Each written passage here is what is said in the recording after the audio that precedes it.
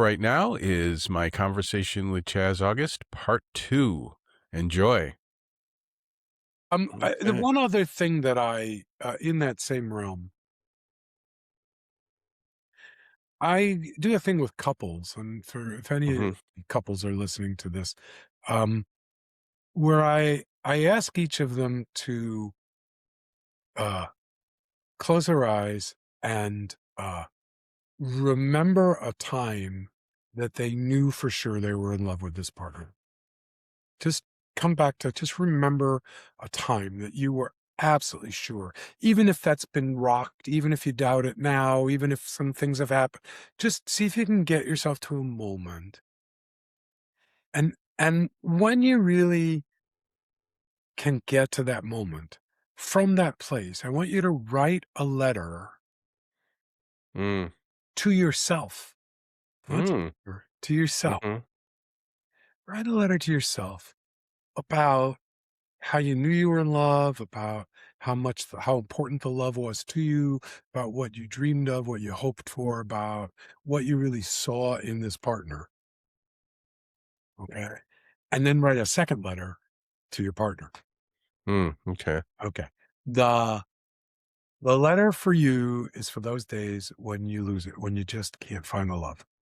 Mhm. You read the love. Just go back and read the letter. Keep the letter, post it somewhere, hide it somewhere. The letter for your partner, because your partner's also going to give you this letter, is a reminder that you love this partner.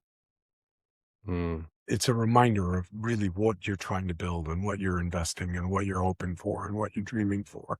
And it helps, particularly in moments when we've lost the plot a little bit, to Mhm. remember where we, like it's hard to get where you're going if you forget where you're going, right? It's hard to, Mhm. right? It becomes a map. It becomes a lovely map for finding your way back to each other. So That's fantastic. The one to yourself, I really like that idea. yeah, I can see how that would be very, very useful, yeah, very powerful.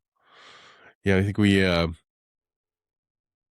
our emotions and our thoughts are connected, but sometimes, we're just having an emotion that brings us to other thoughts, and yeah, then yeah. we can't find the other emotion now. Yeah, Yeah. and that's a moment for nurturing. See, that's a Yeah. moment for, "Oh, I get it. It slipped through our fingers." If I'm Mhm. the nurturing parent in me wants to offer a hug for that and wants to say, "Oh, that's hard. It slipped through your fingers. It's sad." It will come back. You'll find it, Yeah. and it's there, right? But there's a critical voice in my head that goes, "Ah, see, you fucked it up. You lost it. You don't know, you didn't do it." Yeah. And I can't let that voice Mhm. if I'm busy trying to wall that voice out and trying to shut that voice up and focusing on that voice, I'm not nurturing me. Mhm. The trick here is to notice that voice and then choose to listen to a different voice. Mhm.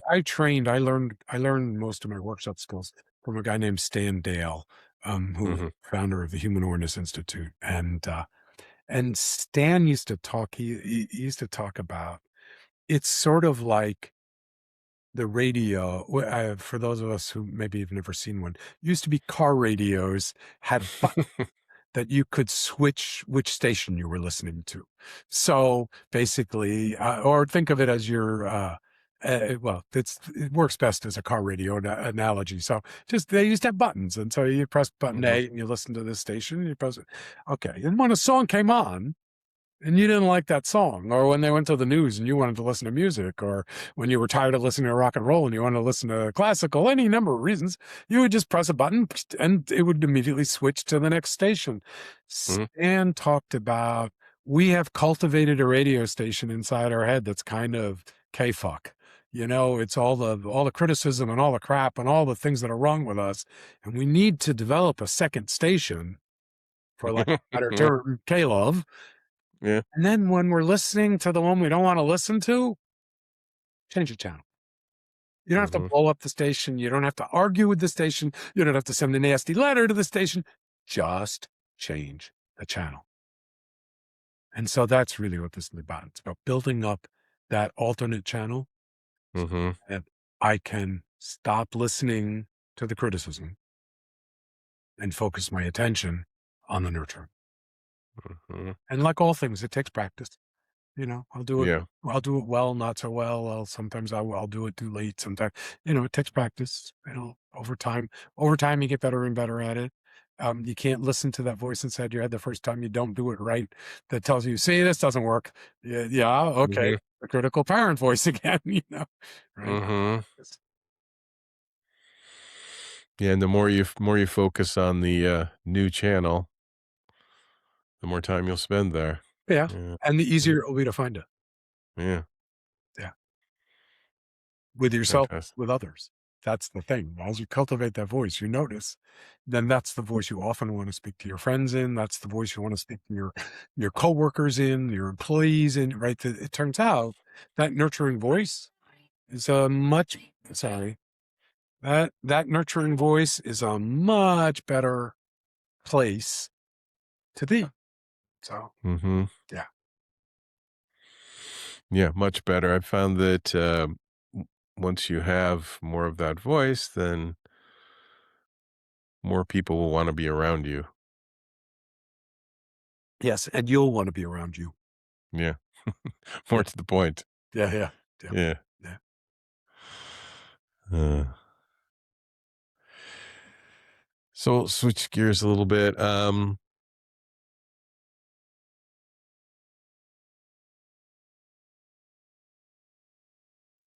As far as like vulnerability, people talk about this a lot lately, but why is vulnerability often more frightening than physical intimacy for Oh, people? Have you okay. seen that with clients? Yeah, I actually think this is a thing that couples struggle with because the less well we know each other, sometimes the more easy it is to be sexually exploring and sexually connected. The longer we're together and the better we know each other, the more it becomes more fearful to get to that moment of openness and nakedness. It's this funny thing you see, and this is why I watch, and for many couples, sex Hmm. dies because it becomes scarier. Okay, so vulner- Yeah. vulnerability. It's an interesting word. First, my God, human beings are vulnerable physically, emotionally. We are vulnerable. We're easily hurt. Our skin is easily bruised. We're easily Hmm. killed. Our emotions are easily challenged, hurt, bruised. It's a Jimmy Webb song. I bruise you, you bruise me. We both bruise too easily. You know, Hmm. okay. So that's the human condition. It's not the only human condition, but that's the reality. Okay, so and it's my mother, you know. Well, why would I want to be vulnerable? Don't I want to protect myself from that? Okay, Hmm.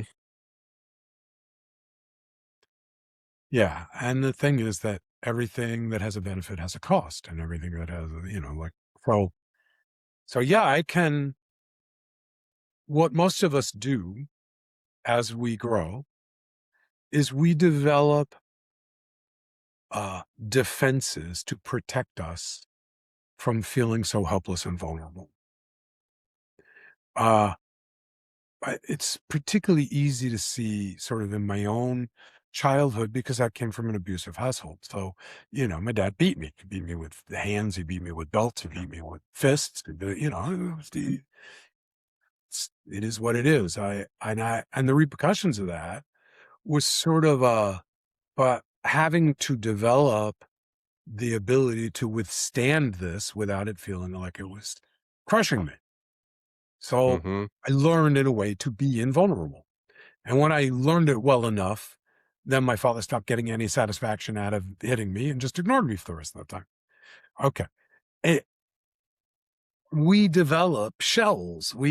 Things happen when we're little kids and our feelings get hurt. And so we develop a protective device that if we see that coming, we're going to put up a wall.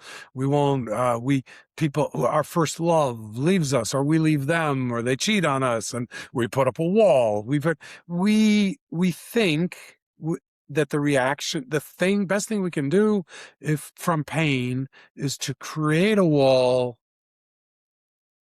that keeps anybody from ever hurting us again. Mhm.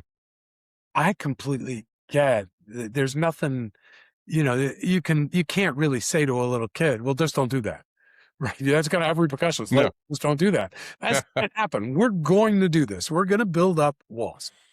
Mhm. In in the 80s and 90s, the big topic, or I think the 80s, was codependency. That was everybody's big topic, was codependency. Yeah. Codependency is you basically, other people's feelings infect your feelings. You want other people to be different so you'll feel okay. That's the sort of the core of it. Um, uh, it really grew out of work done with alcoholics and how families coped with alcoholism, which was often that the sickness of alcoholism would then become a sickness from the family of alcoholics, Mhm. as everybody tried to protect themselves from the consequences of this person who was embracing a kind of insanity. Okay. Codependency had a really interesting idea about these walls. That maybe the goal here wasn't to not have them, but to change them into what was called at the time boundaries. And the idea would be that a boundary was kind of a flexible wall. You could move it back and forth, you could move it closer to you, farther away, you could keep people at a bigger distance. This flexible, this transparent wall had a door. The door had a lock. The door only opened inward. Nobody, you couldn't get out from it, but others could get inside your wall. But you Mhm. had the only key to the lock, so you get to decide who comes in and who comes out. They called it a boundary. This is a very nice concept, right? So now Mhm. the things that hurt me, I can see them. I don't have to make them go away.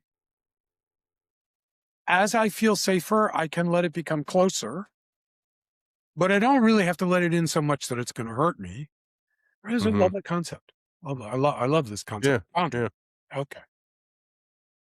But I'm never going to be able to be invulnerable, because to be human is to be vulnerable. To be human means that we get hurt.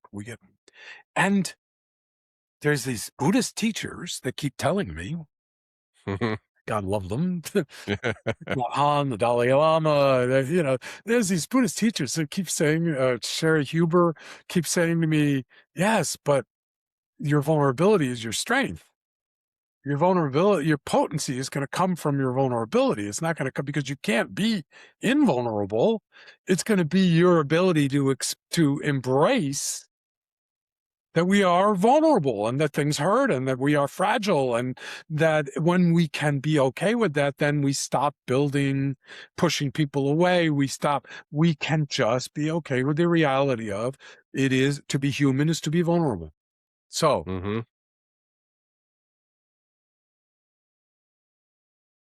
I think the work of being an adult, part of that work is learning to stop being afraid of our vulnerability and instead embrace the ways that we're vulnerable and be able to communicate about them. Mhm. And what happens is, when I'm better at saying to my wife, I feel scared right now. I feel like I'm failing you. I feel like I'm not enough. And she can hear that and not try to fix it. I really get that you're feeling scared right now. I hear you. Is there anything I can do that would help? Is there any, well, can we just slow down for a minute and just be present with this fear that this fear that I don't know where it comes from, this fear of my vulnerability. Can we just be present with it? That's the path.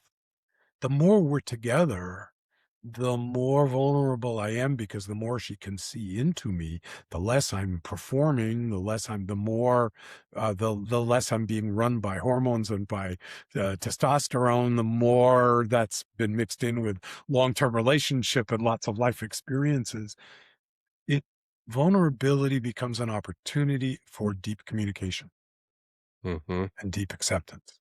And when that happens, my experience is sexuality changes, but it can come back. It's not the Mm. same as it was at the beginning. It's not. Any of you are hoping, any of you, first, any of you who are listening to this that have managed to have the exact same level of sexuality after the first year of their marriage as they had during their first year of their marriage. Talk to me. I'd love to hear about that, how you kept it going. But really, I think most couples will tell you it's not that it has to go away, but it changes. It changes. Mhm. You have to make space for vulnerability to show up, for fear to show up, for boredom to show up, for dissatisfaction to show up, for our bodies to change. So what we thought was once beautiful, now we have to really look at, do I still think this is beautiful? You know, we age. God, I'm old, right? I'm not how I don't look like I looked at 40. I don't behave like I behave at 40. I don't have the stamina I had at 40. Things are gonna be different. And Mhm. the what we want to cultivate is embracing the vulnerability of aging, the vulnerability of change, embracing the vulnerability of intimacy, and beginning to bring that into the conversation as we create intimacy with each other, welcoming it in and talking about it and seeing where it goes. And uh and it leads in directions you can't predict. I'm not I'm here to tell you it changes how you are with your partner particularly, but every partnership will tell you different stories about how it changed.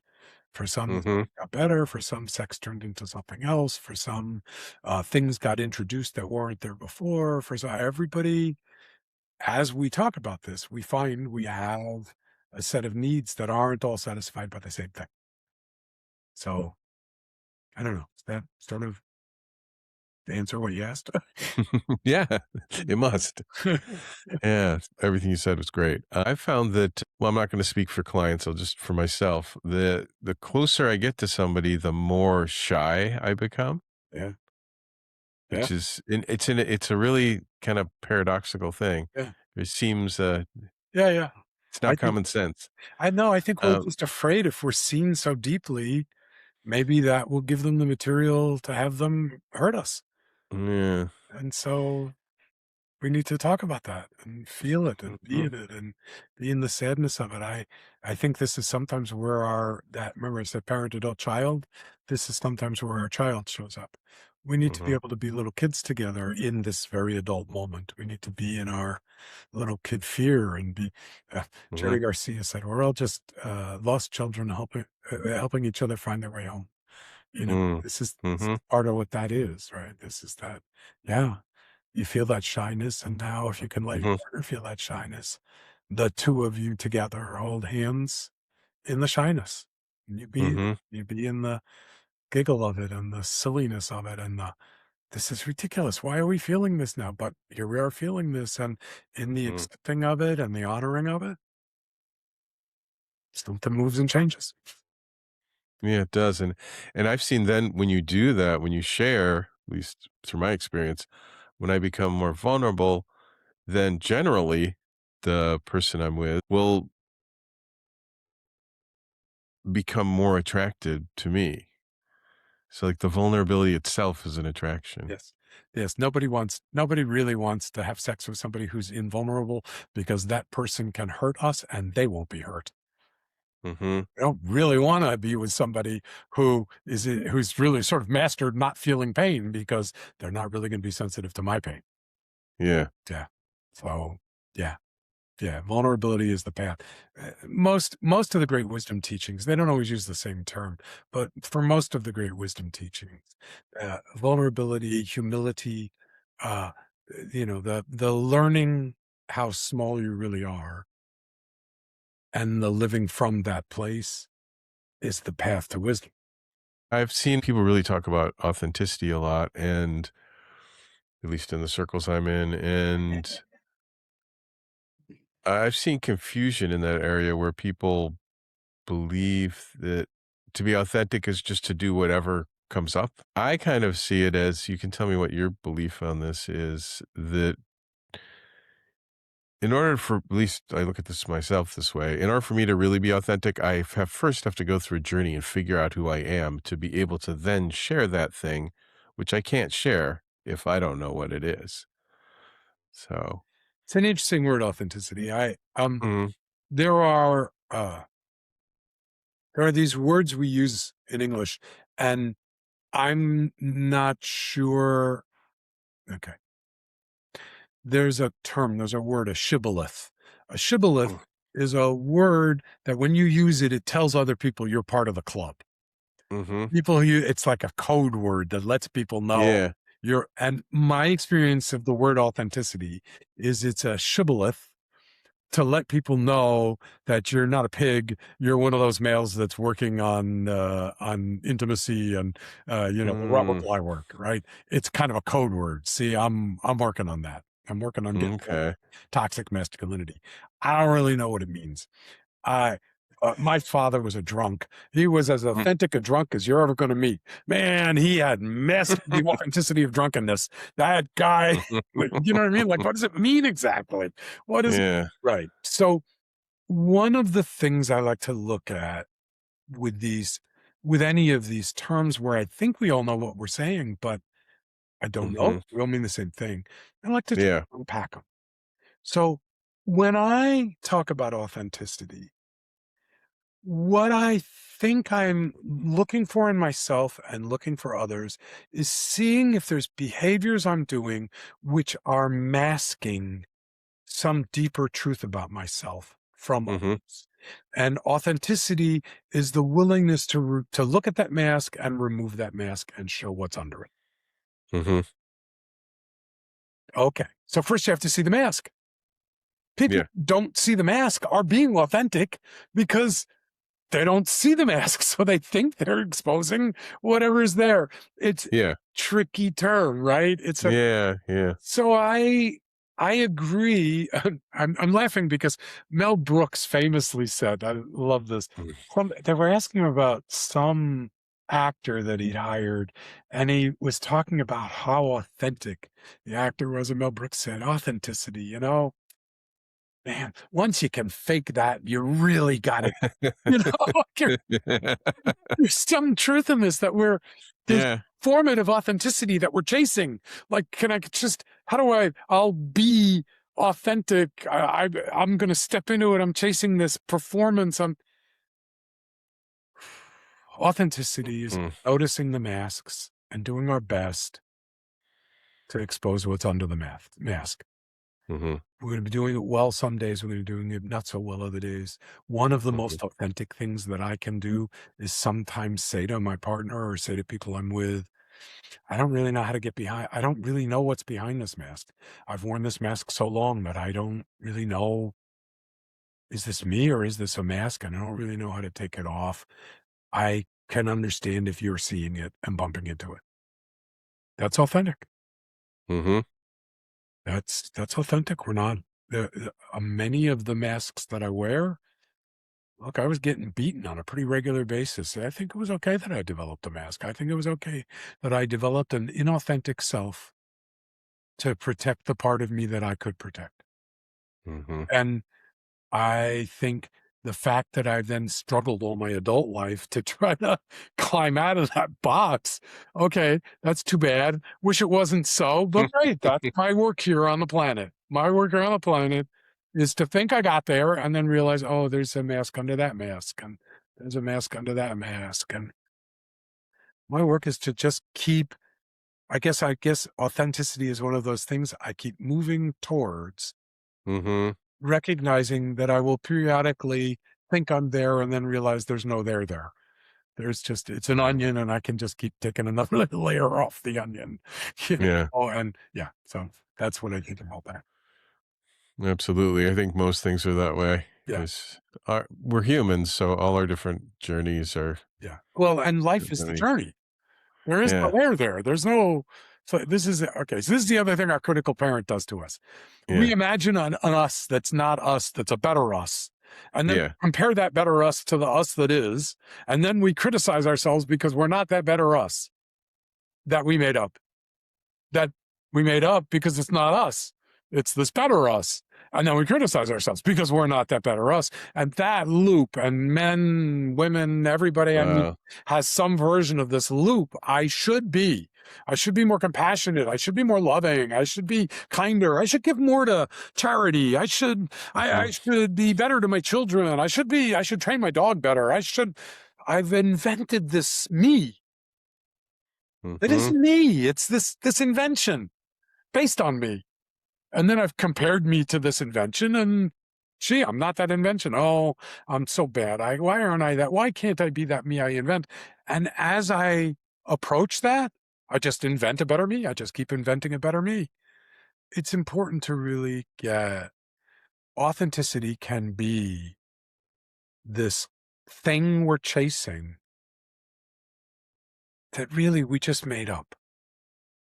That the vulnerability, I find Mhm, vulnerability a much better word. I find honesty and communication a much better word. I find practicing talking about feelings and trying to figure mhm, out where they're located in my body, because this is part of what I blocked out all those years ago. That's a mhm, much better work. Much better work for me, not to worry or not if I'm authentic or not, rather to sit with my wife and say, um, I'm hurting and I don't know why I'm hurting. And I notice that what I want to do is push you away and get really quiet and not have you notice I'm hurting. And I have a birthday coming up, and birthdays are a sore spot for me. Um, mhm, so and they've always been a sore spot for me. I wish that nobody knew my birthday, and I wish that they would just ignore it, because I have a whole history, a lot of years of bad birthdays, bad things that happen on my birthday. So I mhm, don't want to have one. I want it to go away. I have a partner who loves me with all of her heart and who wants to celebrate me on my birthday. And when I deprive mhm, her of that, that's not good for her. She really wants, this is an opportunity to really, right, celebrate me, right? mhm. Only not for me, it's not. It's for her. Okay. Yeah, All right. The best I can do is talk to her about my pain around my birthdays and how difficult it is when she says, "What do you want for your birthday?" Because really, what I want for my birthday is just leave me alone. Just don't, yeah. let's just have a day. And that's not an okay answer, right? And that dance of being honest, of being vulnerable, of talking about the feelings, of hearing her feelings about it, of trying not to. It's my wife. She feels bad about it. I got to fix it. And avoiding the trap of I'll do something because it'll make her feel better. Yeah, that's codependency. That's not really the right. Mhm, All of that authentic. Well, it's all real, mhm. and it's all going to lead us, I think, to deeper closeness, to better togetherness, to better understanding. It's all on our path, and that's the best we can do. So that's what I invite. I invite you to use the term authenticity to lead you toward your vulnerability, to lead you toward Yeah. parts that are scary to show. Mm. See what happens. Yeah, I like that because the vulnerability is more well, it's concrete and it's an action that you Yeah, can take, yeah, so you know where you stand. yeah. Yeah, And I've been fooled by people's mask of authenticity. And, yeah, like, well, I think that's what actors do for a living. I mean, I think yeah. we watch some powerful movies and they really touch our hearts and they're really amazing. And that person is lying. That Mhm, person has made up that character and invented all of it to tug on my heartstrings. So I know that I've been fooled by fake authenticity. And I think I don't know. I guess I'll stick with being real about our feelings, our emotions, finding the places that we're scared to expose, and then see what happens if we actually expose them to ourselves first, and then perhaps to people we love and trust, and figuring out language mhm. for all that and how to be with all that. Yeah, fantastic. Yeah, I guess, when authenticity becomes a skill, then what Mel Brooks said really Right, right. begins to resonate. Right, Yeah. right, right. And that's just not to say, please, I don't want to attack people's actual authenticity. I really Yeah, yeah, can't. I think it's an honorable thing to want to be the most authentic you can be. yeah, I'm not really saying don't try to be that. I'm just saying that term doesn't really take me where I want to go. yeah. Fantastic. So, everything we've been talking about, what are your thoughts on like a healing process and how do you take people through maybe healing childhood trauma or something like that? Yeah.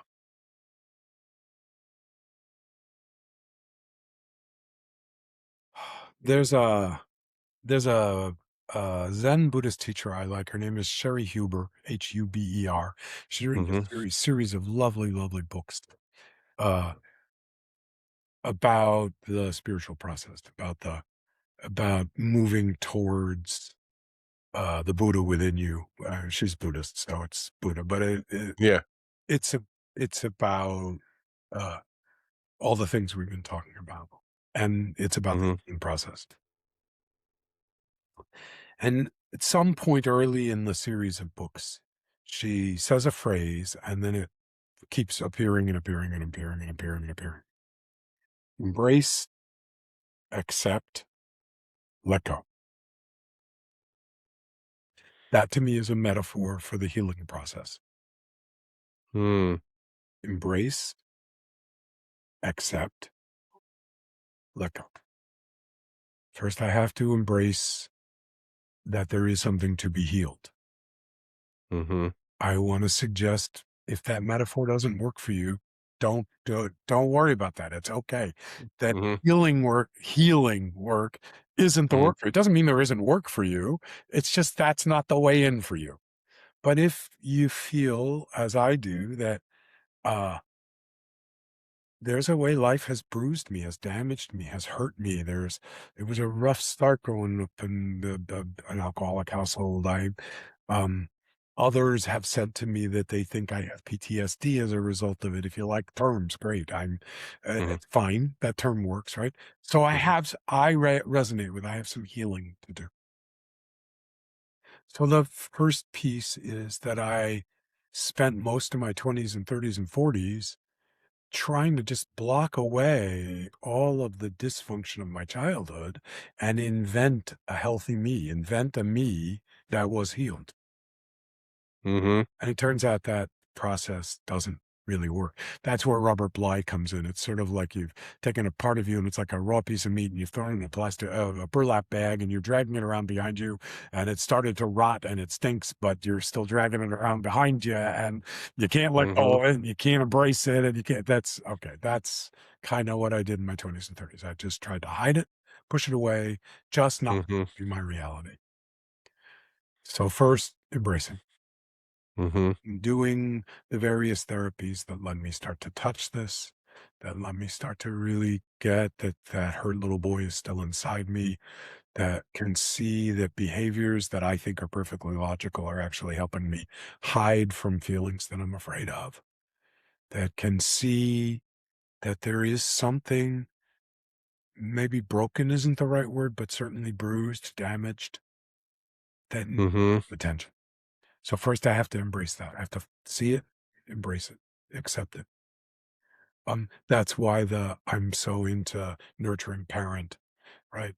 I need to do for me what I would do for my dog or what I would do for my daughter, which is about loving hugs and accepting and like it's okay. That some parts of life hurt and it's okay. So I don't know if any of you have pets. Sometimes your pet's in pain and there's nothing you can do about it. There's nothing the pet can't tell you. All they can do is whine. Mhm. They can't, like all you can do is love that pet and do everything you can do, whatever that is. It's kind of that way in me. I have a pet that got abused inside me. And some piece of my work is to just embrace that. Okay. Then stop trying to change it, right? That's the next part is I keep trying to fix it. I keep trying to I'm Mm. gonna heal it. I'm gonna fix it. I'm gonna do this Yep. exercise. I'm gonna change it. I'm gonna make it better. Yeah, no, I'm not actually sure I'm gonna. I think what I'm gonna do is accept. Wow, I was hurt in this way and it shows up in these ways in my life. I'm gonna embrace it, gonna accept it. And in that process of embracing and accepting, I will all without any consciousness about it, let go of it. That's what happens. That's the process. That's the healing journey, in my opinion. Mhm. Accept, let go. Things that have helped me. Mirror work has helped me immensely. It has helped me immensely to stand in front of a mirror, look in my own eyes, and say, I really love you, Jazz. Hard to do. Took me a long time to be able to do that. Took me a long time to just be able to stand and look at myself in a mirror, much less speak out loud. Mhm. Took me a long time to be able to look at myself and say, I am enough. I do enough. I have enough. And I give enough. Because I got a lot of stuff inside me that says I'm not trying hard enough and I'm not doing enough. And if I was that imagined better me, I'd make more money and I'd live in a better house and I wouldn't have bad moments when I'd never have a fight with my wife and I wouldn't, like I Mhm. I am enough. And I don't really believe that sometimes. And it's important Mhm. that nobody else is going to tell me. Would have been nice if I said this to my daughter.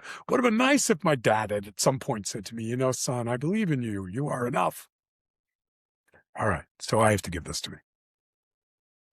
So I think part of the beginning of the healing journey is developing, uh, really hanging on to a loving voice inside your head that says, I love you and you are enough. That's the Mhm. beginning of the healing journey to me. That is the beginning of the healing journey. And then the rest is just kind of every individual has the best path to the there's a Buddhist image that it's one mountain and we're all just trying to get to the top of that mountain, but there's many paths. It's not like Mhm. just one path to the top of the mountain. There's many paths up the top of the mountain. There's many paths in the healing journey. There's many paths out Yeah. there. But I think they all Mhm. begin with that fundamental God loves me, I love me, I am worthy of love, I'm enough, Mhm. right? So that's where I think the healing journey begins. Fantastic.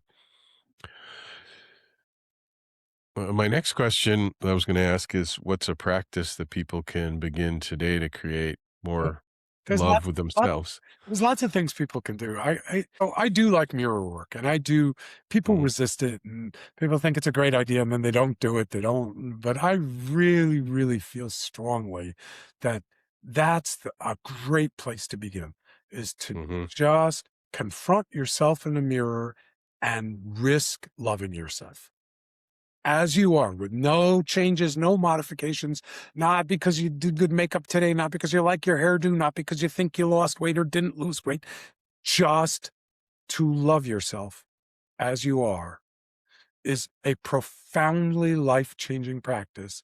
And we think we love ourselves, and then we can't look in the mirror. We can't look in the mirror without finding fault, without seeing what's wrong with us, without wishing our eyes were different placed, or something should be different with our beard, or like we this is what we do. Okay, so this is a great place to begin to disarm the critical parent voice in our head. Mhm. So it's great practice. Once a day, twice a day, maybe once in the morning, once at night, maybe after you brush your teeth. Mhm. Look in the mirror, really look. Really see if you can look into your own eyes.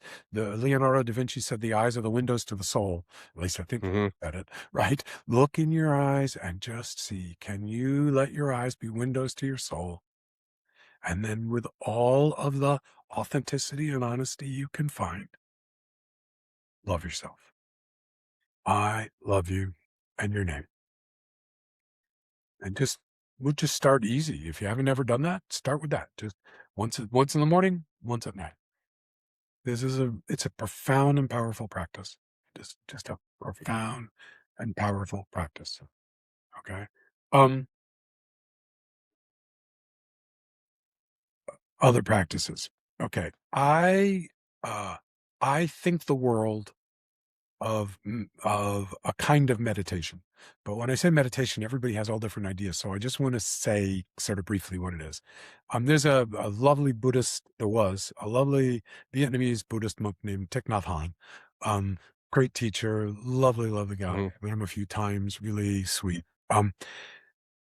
He had this lovely image that if you took a glass of unfiltered orange juice and you just set it on the counter overnight, what would it look like in the morning? Well, if you've ever done this, you know that the the orange part of the orange juice kind of settles, and there's this clear liquid on the top. That's meditation.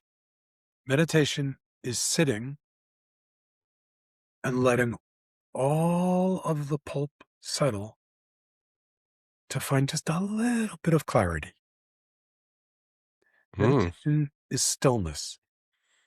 It's not a mantra. There's no fancy technique. You can do it walking. You can do it sitting. You can do it. Don't try it driving, please. Um, Meditation is stillness until the thoughts stop swirling and you realize there's clarity. How long does it take? Oh, see what happens if you just set a clock for 10 minutes and see, can you just sit still for 10 minutes? What I know is that most people cannot at first. Hmm. We just can't. We just can't. The thoughts are so powerful. And we're thinking, oh, but what about my phone? What about this? I don't like, I got to do this. And it's okay. That's what's going to happen. Lots of talk, lots of pulp. Can you just sit? Let the pulp swirl. Let it be there. Don't tell yourself you shouldn't be thinking it. Don't think it's not working because your thoughts are so. It's okay. This is what's going to happen. Happens for everybody. All you're looking for is if you sit for long enough, will you just have a moment where you felt like, wow, I just had a moment where there was no thought. It was just clarity, no thought. Great. That's it. Do that practice every day if you can. Right? I believe those two things will start to open up everything else. So, and then, as I said, there's letters you can write to your partner and remembering Hmm. events from your past and like going back to those moments when you feel like you're off course, all the things we talked about here. So, Hmm. yeah. Then if you want help with any of this, you can reach out to me. And it's what I do for a living. Well, thank you, Chaz. It's been fantastic conversation. I really, Mm, really have enjoyed the time with you. thank you. So thanks for spending time with me today on What Nobody Tells You. And if you found this helpful, please subscribe and follow so you don't miss any future episodes. For new episodes and updates, you can also join the Substack email list. Hi, guys. If you could like, subscribe, follow, share, that way I can help bring you more information and better podcasts in the future. Thanks.